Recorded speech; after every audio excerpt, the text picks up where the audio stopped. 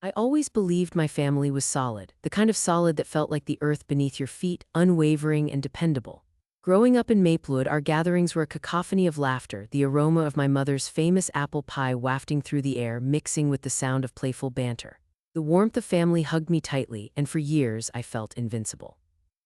But here I was at 28, trapped in a world of financial instability, my sibling and I scraping for every dime while watching our father, the supposed pillar of our family, parade his authority like a crown.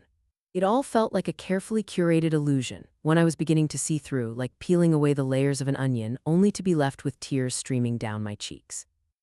It was just a regular evening, the kind where the setting sun blurred the lines between day and night, casting a warm glow over the living room. I could hear my sibling in the kitchen clattering dishes as they prepared something simple for dinner. There was a sense of urgency in their movements, as if we couldn't afford to waste a minute or a single grain of rice. The thought gnawed at me like an incessant itch I couldn't scratch. I always felt like we had to watch every penny. It was a burden that weighed heavily on my chest, leaving an ache behind. In those moments of quiet, when the chaos of our household settled into a lull, my mind often wandered. I would think about the life my parents promoted, the values they told me were essential for family unity. Yet, how could I reconcile their words with the extravagant lifestyle my mother showcased? The shopping sprees, the latest kitchen gadgets that seemed more suited to a gourmet chef than a home cook, and the dinners at expensive restaurants that felt more like a performance than a meal. Each swipe of her credit card felt like a knife cutting into our family's financial lifeline. That fateful evening, curiosity tugged at me, pulling me away from the kitchen. It was an almost magnetic pull, leading me quietly towards the closed door at the end of the hallway. I had learned to listen in on conversations before. Secrets had a funny way of unveiling themselves in our house, behind those closed doors where the truth lurked like a shadow, shrouded and unseen. I pressed my ear against the wood, heart racing, hoping to catch a snippet that might illuminate our family's inconsistencies.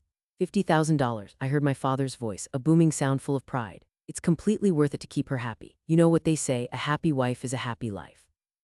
His chuckle echoed through my mind, mixing with disbelief and anger that bubbled up from my gut.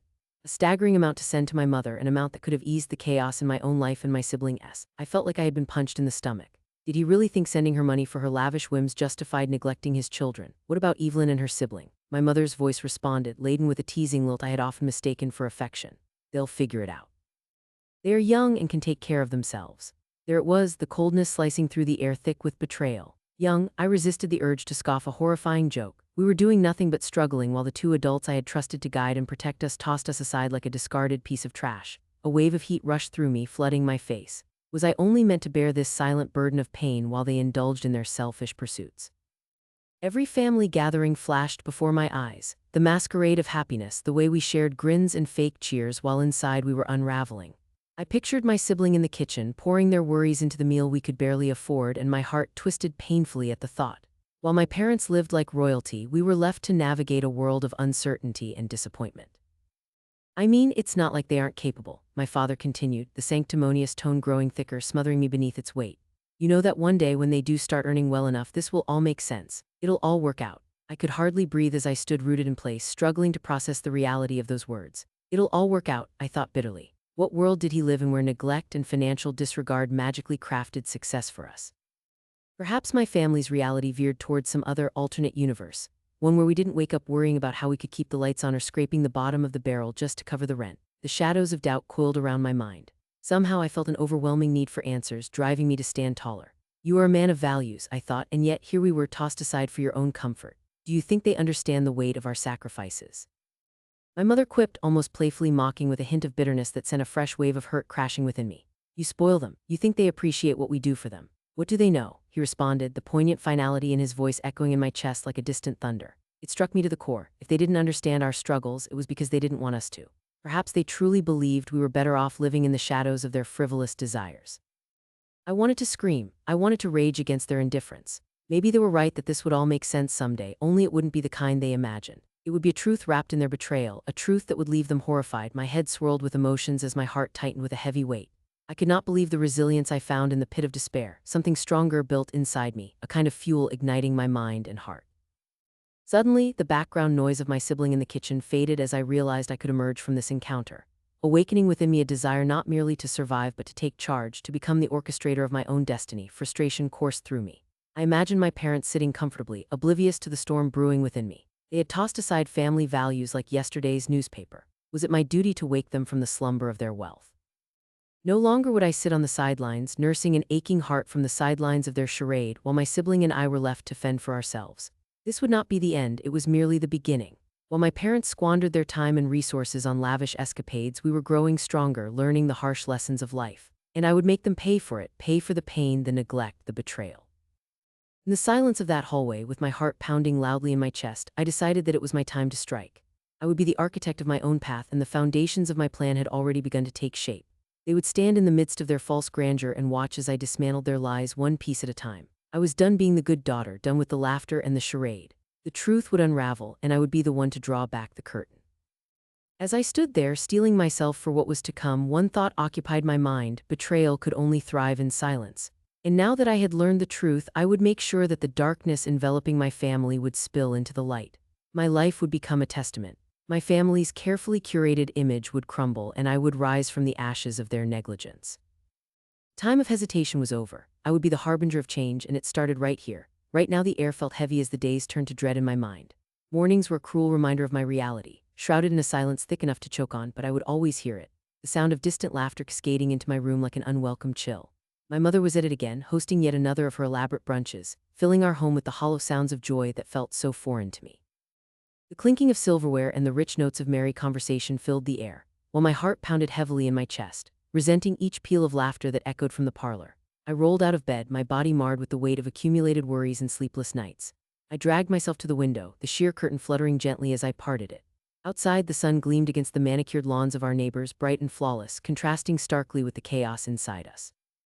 Their laughter was a cruel reminder of what we lacked. I stumbled back into my room, choking on the unresolved anger simmering within me. Why was my mother so blind to our struggles? Why could she not see that her frippery came at the cost of our sanity? "Evelyn, come help me with the drinks," my mother called, her bright voice cutting through my reverie. I paused, gripping the crinkling fabric of my bedspread as though it could anchor me against the tide of her oblivion. "Why do you keep throwing these parties?" I muttered under my breath, knowing she wouldn't hear me. The dread of confronting her rising in my throat felt like venom. I swallowed hard, steeling myself for what had become a predictable pattern of discomfort. When I walked into the parlor, the scent of fresh pastries mingled with rich coffee hit me like a wave. My mother was impeccably dressed, her laughter ringing out like silver bells. Her friends sat around the table, adorned in their designer dresses and sipping mimosas like they had no care in the world. I felt like a ghost among them, unseen and unwanted, except when my mother beckoned me over with a bright smile. "Oh, darling, come meet my friends," she exclaimed, oblivious to the dark cloud hovering over me. I forced a smile, nodding politely at the women whose names I pretended to remember. I could feel their eyes drift over me, evaluating, judging, their minds galloping towards whispered conclusions about my life or lack thereof. "I hear your latest artwork is wonderful, dear," one of them cooed, a plump woman with oversized earrings that sparkled too brightly for my taste. "Thank you," I replied, gritting my teeth. "I've been working on a series of pieces addressing, well, let's just say my creative process has been a tad turbulent." "Goodness, you must tell us more about it later," she replied, her tone sharp with pity. I internally cringed at the thought of explaining my art inspired by desperation and chaos to a table full of women who would never understand. As I stood there serving drinks I did not want to serve, my thoughts turned dark, swirling with resentment. Yes, I was bitter that my mother chose parties over realities, bright colors over dark debts. What use was all this beauty when our home was crumbling under the weight of insurmountable bills? The poisoned apple of nostalgia began to rot in my mind as I thought back to our lives before we descended into financial chaos. I closed my eyes for a moment, blocking out the laughter, envisioning the panic-filled days when calls from creditors became a regular reminder of our family's degrading status. On more than one occasion, I had begged my father to sit down and discuss our situation. I hoped, maybe foolishly, that my pleas would reach a hollow part of him, stirring some sense of urgency. "Dad, we need to talk," I insisted one afternoon, my voice strained with the weight of my fears. "Evelyn, please," he sighed, waving his hand dismissively like brushing away a pesky insect. "We have to learn to manage our finances." "But we are sinking, Dad," my voice cracked, reverberating in the silence that engulfed us. "You don't even see how far we've fallen, the bills." He cut me off, his voice sharp, eyes narrowing. "You have no idea about real struggles. You need to focus on what matters. This is just a phase." A phase. Those words felt like daggers, stabbing right into the heart of a daughter desperate for connection. What did he know about my life, the way the walls seemed to close in and the shadows of our debts loomed larger every day? I wanted so badly for my mother and father to understand our struggles, but the chasm between us only widened. My repeated attempts to tackle this financial storm, to shake them from their complacency, led to brutal arguments. We'd gather around the dinner table where clashing opinions about finances turned into all-out warfare. "Stop treating this like a game," I shouted one evening, slamming my hand on the table. "How can you possibly justify your spending while we are drowning?" "Evelyn, you are being dramatic," my father countered, his voice steady but sharp. "This is our lives and we are fine. Stop overreacting." We are not fine, you are blind to it. My voice rose higher with each word, frustration spilling into anger like a tide. They never listened, they only defended their privilege as though it were a shield. Every attempt felt futile. They were tangled in their own delusions while my sibling and I were stuck in the suffocating grip of our reality. I took a deep breath that night at the dinner table, trying to drown out the whirlwind of emotions that spiraled within me. Just when I thought the weight of our predicament couldn't crush me further, the unexpected happened. I had overheard hushed voices retreating to another room. In a moment of necessity and intuition, I crept closer, squishing myself against the wall to remain undetected. My heart thundered in my chest as the low whispers became clearer. "We need to keep this under wraps," my father hissed, his tone low and serious. "If they find out about the debts." "They won't," my mother interrupted, her voice laced with urgency. "This is crucial. We can't let them see how close we are to losing everything. They must never know." My skin prickled as their words washed over me. What was happening? The laughter I had grown accustomed to turned sour in my mouth. I held my breath, my mind racing. Their urgent hushed tones confirmed what I had long suspected. There were more secrets than I could count, layers upon layers of deceit wrapped around our family like a suffocating cocoon.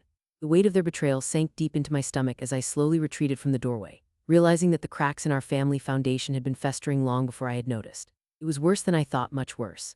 They had wrapped their lives in lies, protecting their world while my sibling and I struggled in a sinking ship. In that moment, clarity hit me like a cold wave. I could no longer sit idly by, waiting for the storm to consume us. They had chosen secrecy and deceptive safety over honesty, and all I could feel was an unsettling urge to fight back. The laughter continued to float through the air, a haunting reminder of my mother's denial.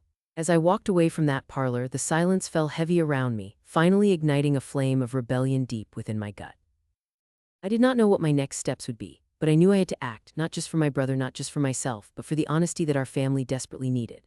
As I glanced back toward the parlor, I resolved that the next round of this battle would not end in silence. The cycle of deception would end, and I would be the one to wield the sword of truth to cut through it all. I hit rock bottom one fateful afternoon, when I opened a letter from the bank threatening foreclosure on our home.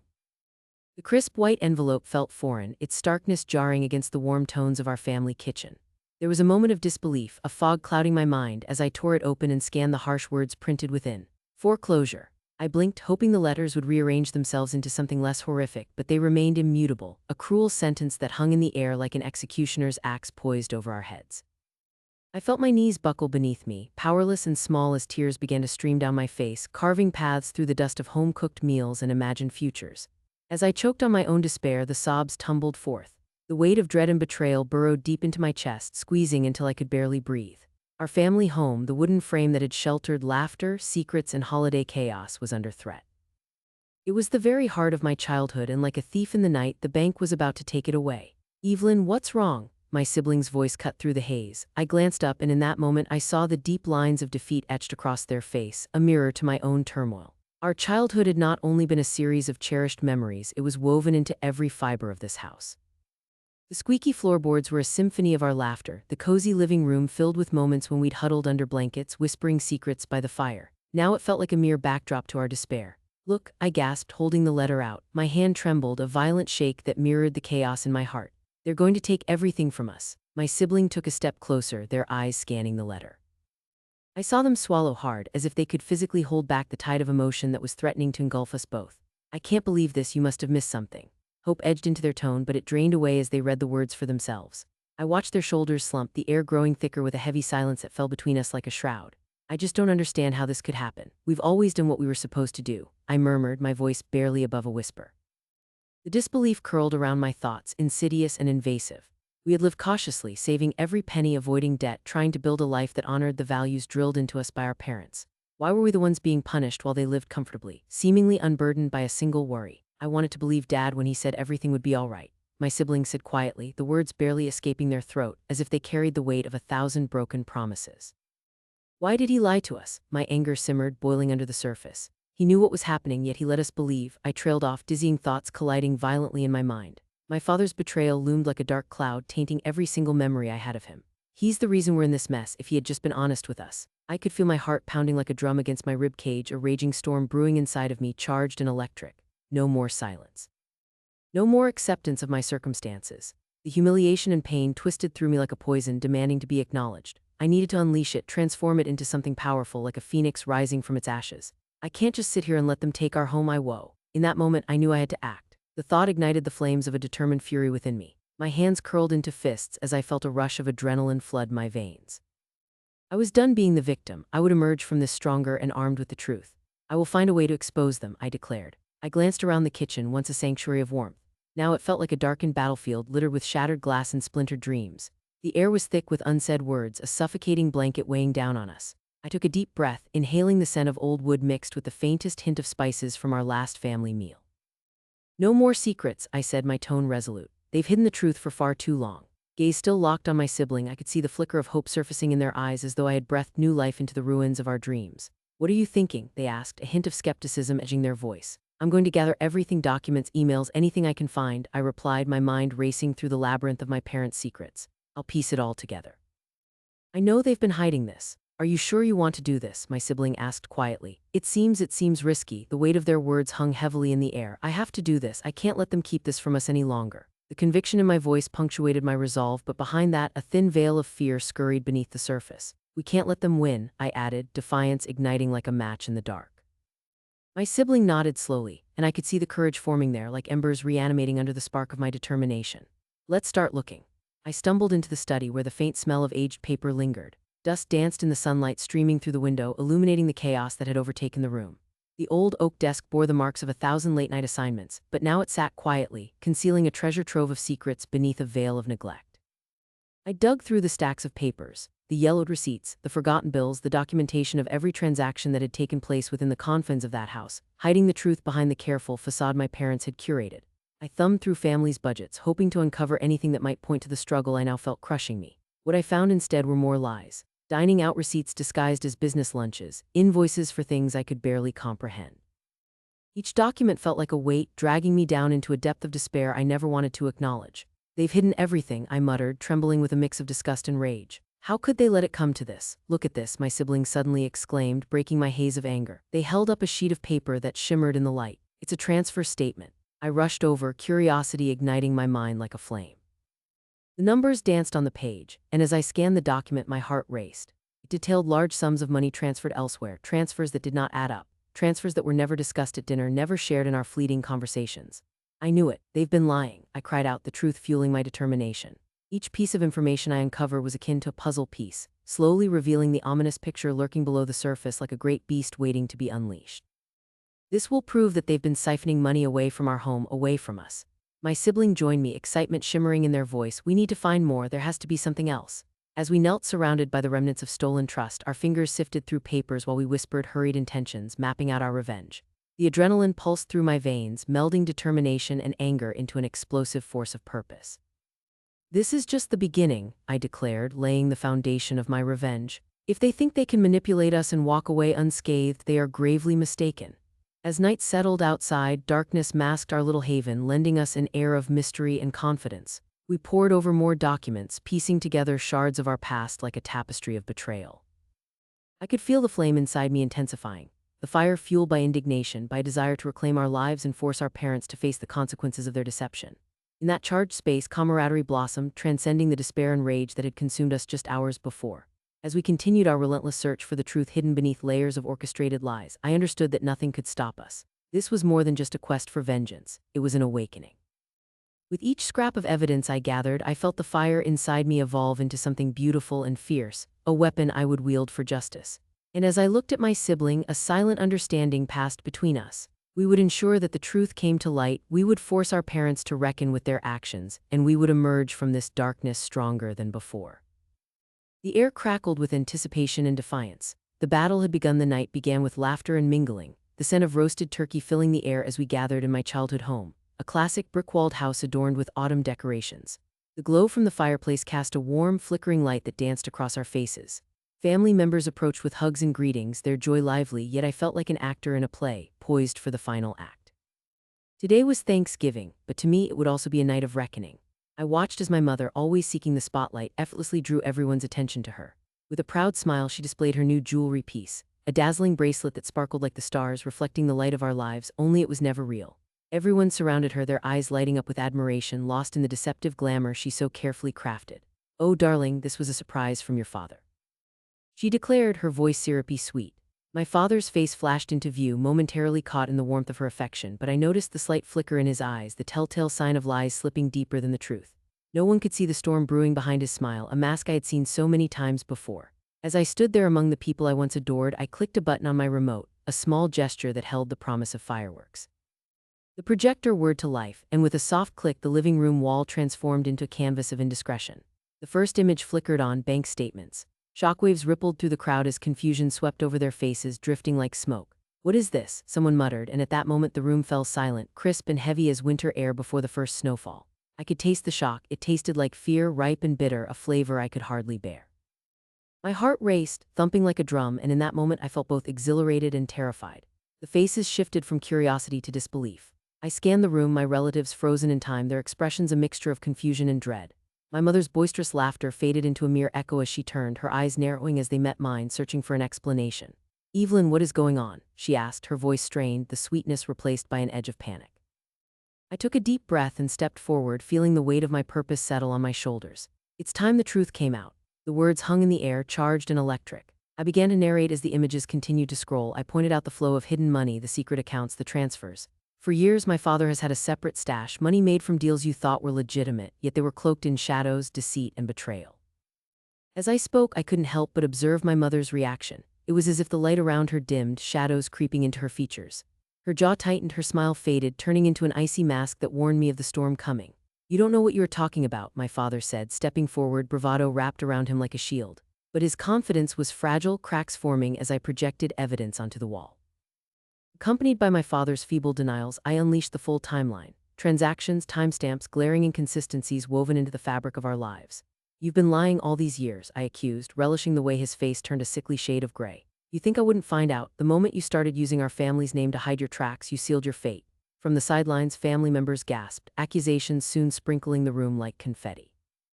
My cousin, a once cheerful face now twisted with disbelief, blurted out, "Is this true? You have been lying to us, all of us. For what? For how long?" My father's mouth opened and closed like a fish out of water, struggling to respond. Stammering, he finally managed, "You have it all wrong. This is not what you think, Evelyn."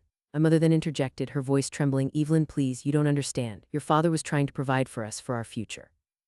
But her words were met with a mix of disbelief and shock from others around me. "Provide by robbing us of truth? Is that really your version of providing?" I shot back, feeling a surge of righteous anger swell within me. More gasps filled the space, like the sound of air escaping a balloon. I could feel the tension thickening the air. It felt surreal, like a twisted dream. "This is not how we do things in this family." My uncle thunders from the other side of the room, his voice booming.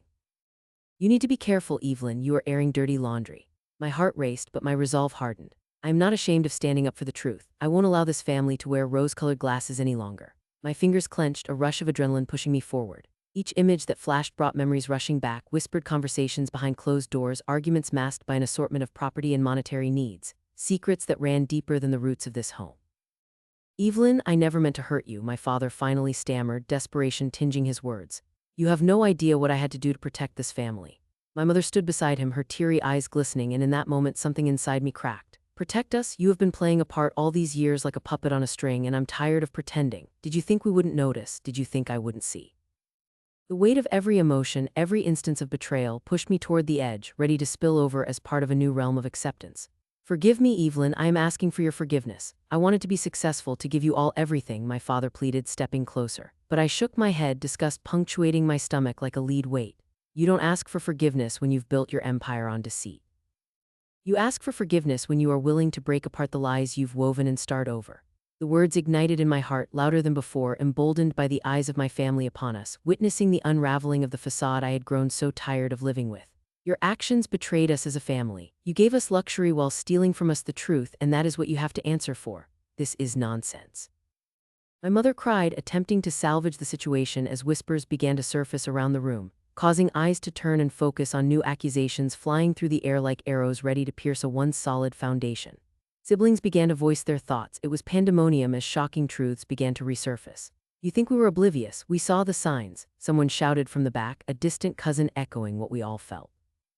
The once bubbly spirit of the night was dissipated, leaving behind a room in chaos. As accusations flew, I felt a sense of power washing over me. Family members clashed as they tried to grapple with the news, emotions surfacing like a bubbling pot boiling over. "You lied to us, Father, you lied." The sound of voices crescendoed, with the roaring fire casting dancing shadows on our faces, highlighting the clash of emotions present within everyone. "I never lied, I just didn't tell you everything." "It wasn't my intent," he pleaded, but his justifications barely reached beyond the chaos. I had expected rage, expected chaos, but the relief dancing in my chest as I unveiled the layers of deceit electrified me. The weight of years of hidden truths started to lift, and for the first time I found my voice amidst the chaos, reclaiming the narrative that had been stolen from me. I had been the quiet observer for far too long, and this was my moment to finally step into the light. A flicker of hope illuminated within me as the realization dawned. The truth would always surface, and I had been the catalyst. I watched as my mother, whose pleas had turned into desperate shouts of denial, fell silent, her defenses crumbling under the weight of the evidence. The astonished expressions of my family, the slow realization of betrayal flooding their minds, began to settle around us like a heavy fog. Faces turned toward each other, accusations blending into somber confessions, and whispers became loud truths echoing off the walls of shared space. "I can't believe you would do this," shouted an aunt from the corner, her voice quivering with disbelief. However, as guilt began to stitch itself tightly around my father and my mother's facade slipped, an escape door opened for all of us in that moment. I stepped forward to claim my ground, and no one would take that away from me again. The truth felt liberating. Even as the memories of denial would linger, we would no longer walk this path draped in shadows. In the fragments of that room bursting into chaos, I felt as if I had slayed a beast hiding beneath our roof, a beast made of lies and betrayal that had whispered to us for years, tearing us apart. I stood tall, confident, a warrior amid the battlefield of the heart, and as each secret danced across the air bathed in the sharp light of reality, I finally reclaimed my voice. The air was tense and thick with unspoken words, swirling around the remnants of that explosive family gathering. The aftermath was like a dark cloud, heavy and oppressive, hanging over our household. There was shouting from the kitchen, where my parents faced the fury of relatives whose feelings had morphed from disappointment to betrayal. I stood just outside the doorway, leaning against the wall, trying to blend into the shadows. My heartbeat thudded in my ears, excitement and dread mingling in a cocktail of raw emotion. I never thought I would see my mother's carefully crafted image shatter before my eyes, but there it was, crumbling like dust in the face of a harsh wind. "Evelyn, do you really believe we have no debt?" My father's voice filled the room, shaky and frantic. He was trying desperately to maintain some semblance of control, but the cracks were evident. I could see the sweat beading on his brow and the way his hands trembled slightly as he gripped the edge of the counter. He might have once projected strength, but now he looked like a wounded animal caught in a trap, desperate and confused. "It feels like you have kept us in the dark for so long," one of my aunts yelled, her voice sharp and unforgiving. "This was not just a little white lie, Patrick.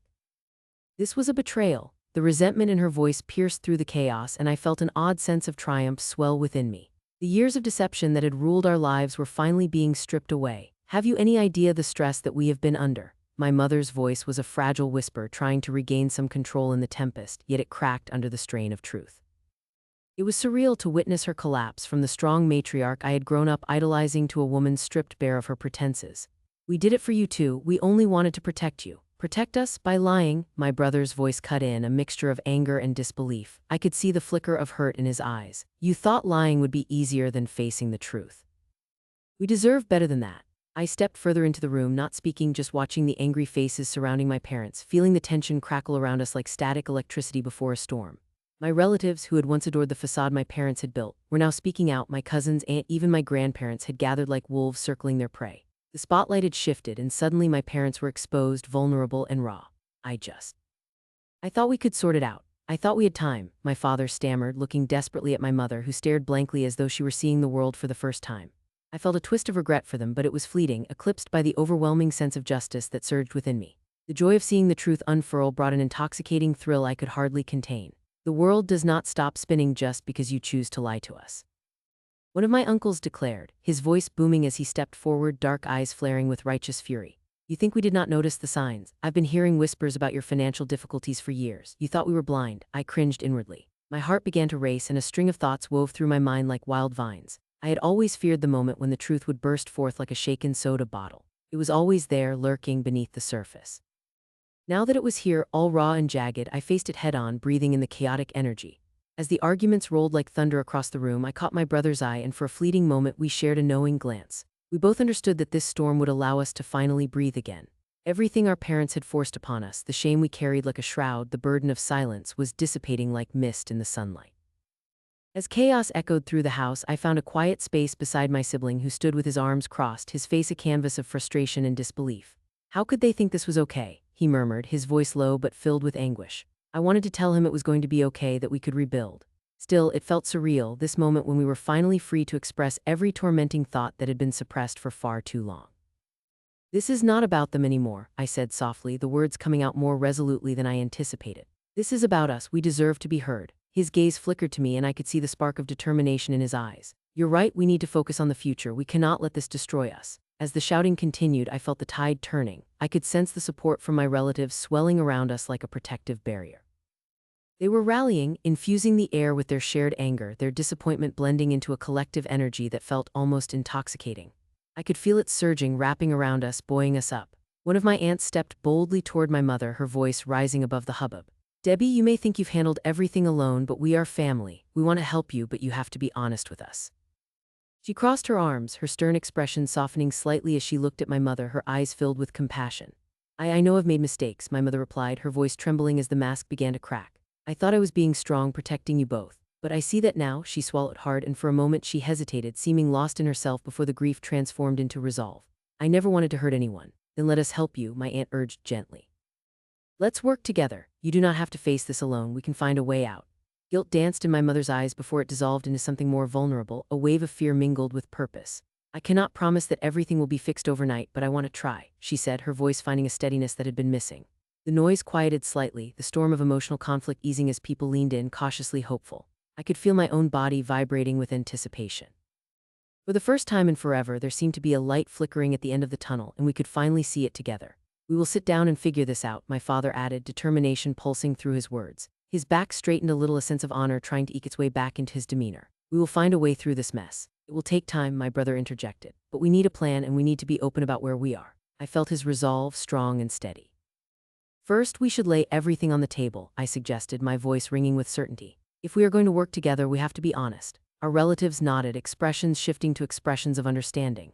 Support rippled through, and with every shared glance, every nod of agreement, something inside me shifted. With the truth laying bare the family ties, the pain of betrayal started to feel like a distant thunderstorm. Together, we began brainstorming ideas for how we could support one another, how we could pull ourselves back up from the edge. We discussed budgets, savings, even job opportunities, approaching it like an intricate puzzle, each of us bringing our pieces together. "I can help with job applications," I offered, taking a deep breath. "It's about time we all rolled up our sleeves." "I can help with budgeting," my brother chimed in, looking more energized than I had seen him in a long time. "We can track everything together." And with that first flurry of ideas, I realized this overwhelming sense of empowerment did not just belong to me. No, it seeped into the hearts of everyone in that room. Revenge was not merely served. It transformed into solidarity, unity, and healing. We were reclaiming our narrative, rewriting our story piece by piece, stitch by stitch. As the conversation gathered momentum, the weight of our family's financial injustice began to lift slowly but steadily. I gazed around, soaking in the sights, the relieved expressions on my relatives' faces, that glimmer of hope shining in my brother's eyes, the fragile yet steely resolve in my mother's wrinkled brow, and the flickering warmth of rekindled relationships. I allowed myself to smile, feeling a rush of emotion swelling within me. Yes, the truth, while painfully sharp, had also carved out a new pathway for us. I had taken back my power in this tangled web of deception, and in doing so, we had all begun to forge something anew. It was liberating, exhilarating. Moving forward, we would face the consequences of the past. But this time we would face it together, hand in hand, letting the truth guide our way like a beacon illuminating the shadows. There was a bittersweet clarity in that moment, a promise of new beginnings that rang more vibrant than the sorrow of the past. It echoed within my soul, a haunting reminder that, while pain is powerful, the freedom woven by the truth is even more extraordinary.